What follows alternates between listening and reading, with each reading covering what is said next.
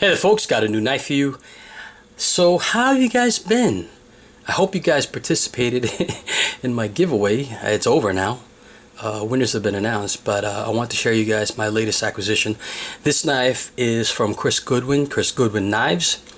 This is his Ferronaut. If you guys are familiar with Chris, you are very familiar with this model. This one is his Mark II.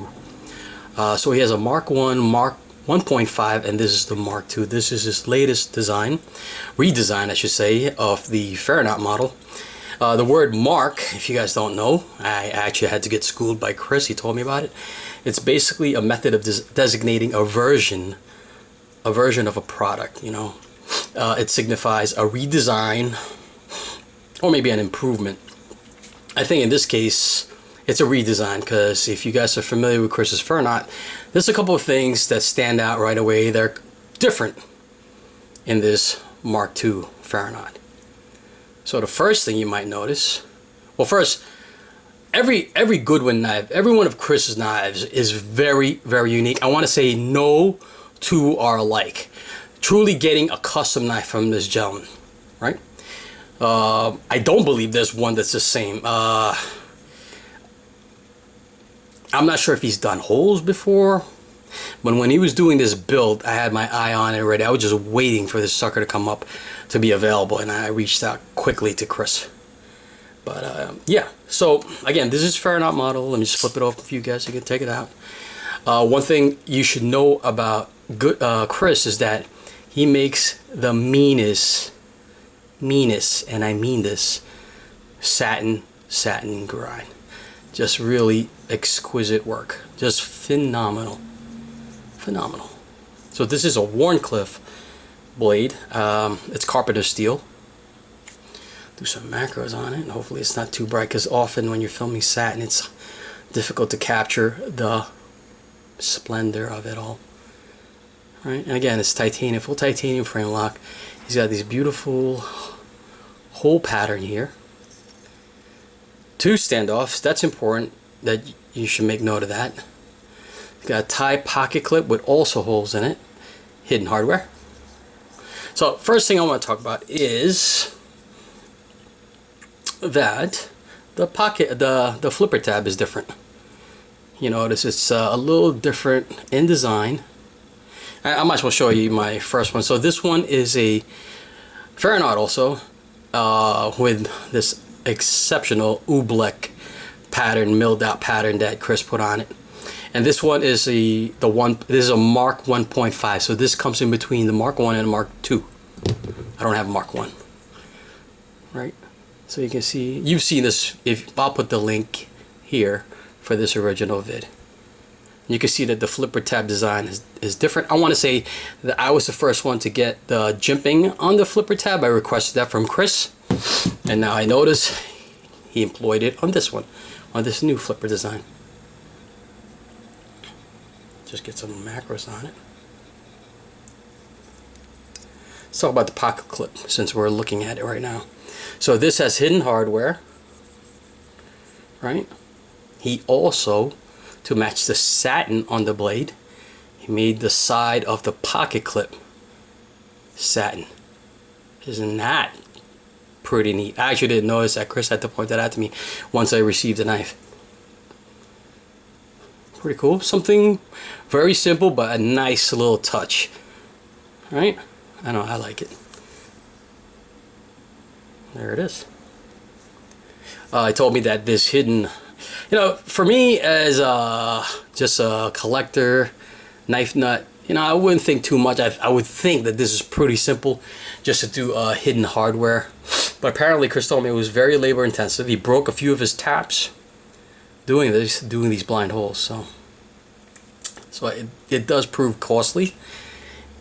And I always said that about knife makers. You might think, and I'm not specifically talking about this knife, but when you wonder how expensive a custom knife is, just remember, you should just keep in mind the labor that goes into it, the trial error in the design that goes into it, the material that is utilized or not, or just doesn't, you know, make it to the finished product. It's a lot. That's why the custom knife, you know, business is so expensive because a lot of them are done by hand, and a lot of materials are used in designing, redesigning, shaping. If they make a mistake, you know, they got to redo it. Happens more often than not, I would imagine. Let's take a look at this blade. So again, he's got this beautiful satin blade. He's got this pretty cool little wedge.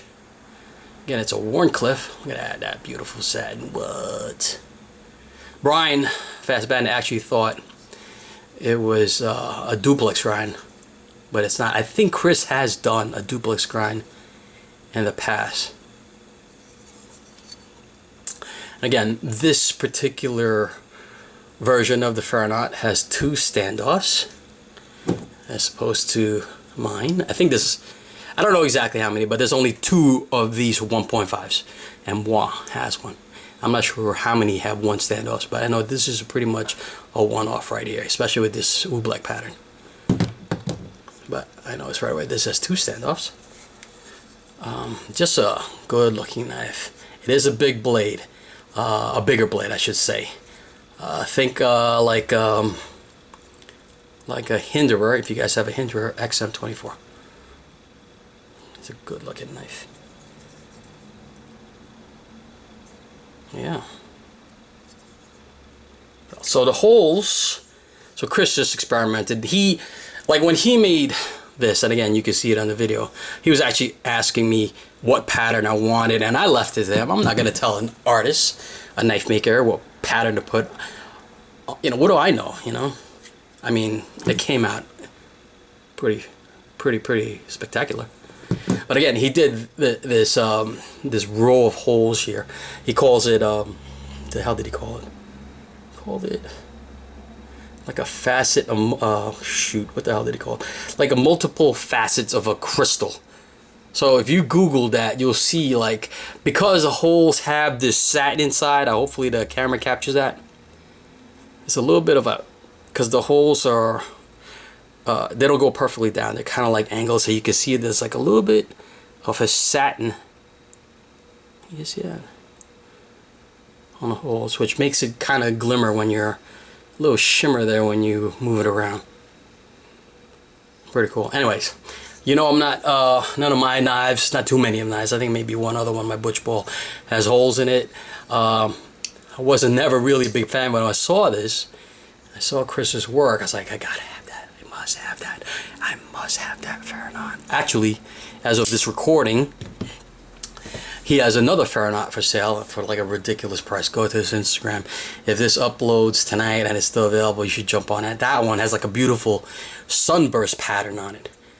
I want to say, oh, it doesn't have this similar blade. I think it might have more like a drop point, but you should definitely check that out if it's not gone. If it's not gone, I just checked. Somebody was asking if it was still available. So yeah, so that's the Ferronaut Mark II by Chris Goodwin Knives. Do one pass through.